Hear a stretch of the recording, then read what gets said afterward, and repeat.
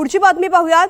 Ladies only म्हणून promote केलेल्या थायलंडच्या टूरमध्ये पुरुषांनाही घुसवणं ट्रॅव्हल कंपनीला चांगलंच महागात पडलंय। मुंबईमधल्या ग्राहक तक्रार निवारण आयोगानं ट्रॅव्हल कंपनीला दोषी ठरवत 60,000 रुपयांची नुकसान भरपाई देण्याचे आदेश दिलेत। चेंबूर इथे राहणाऱ्या महिलेनं ही तक्रार केलेली होती। 15 ते 19 जानेवारी 2025 या कालावधीत फुकेत आणि क्रॉबीची टूर नेण्यात आलेली होती। 4 रात्री आणि 5 दिवसांच्या टूरसाठी या महिलेनं 99,500 रुपये भरलेले होते। ट्रॅव्हल कंपनीनं दिलेली अनेक आश्वासनं फक्त कागदावरच राहिलेली होती। प्रत्यक्षात अनेक आश्वासनांना ट्रॅव्हल कंपनीनं हरताळ फासल्याचा महिलेनं दावा केला होता। या संदर्भातली अधिक माहिती देत आहेत माझे सहकारी रिजवान शेख। रिजवान, या महिलेचा नेमका दावा काय होता आणि ट्रॅव्हल कंपनीला काय नेमकी शिक्षा सुनावण्यात आलेली आहे?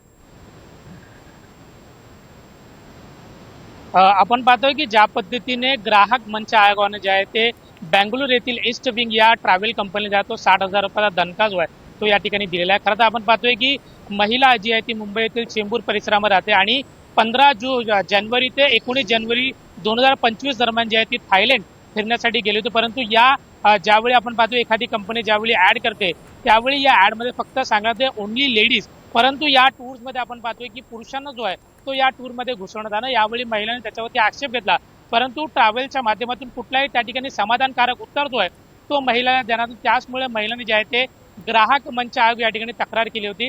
आणि आपण पाहतो की ज्या पद्धतीने ग्राहक मंच आयोगाने महिलेला 60,000 रुपये जो आहे तो देण्याचा आदेश या बेंगळुरू येथील ईस्ट विंग ट्रॅव्हल कंपनी दिला आहे। खरं तर महिलांनी अनेक आरोप केलेले आहे की ज्या पद्धतीने 4 दिवस आणि 3 रात्री अशा पद्धतीने राहण्याची व्यवस्था जी आहे ती करण्याचा या ठिकाणी देण्यात आलं, परंतु आपण पाहतो की 4 स्टार हॉटेलमध्ये राहण्याचे सांगण्यात आलं, परंतु 3 स्टार हॉटेलमध्ये या महिलेची राहण्याची व्यवस्था त्या ठिकाणी करण्यात आली होती।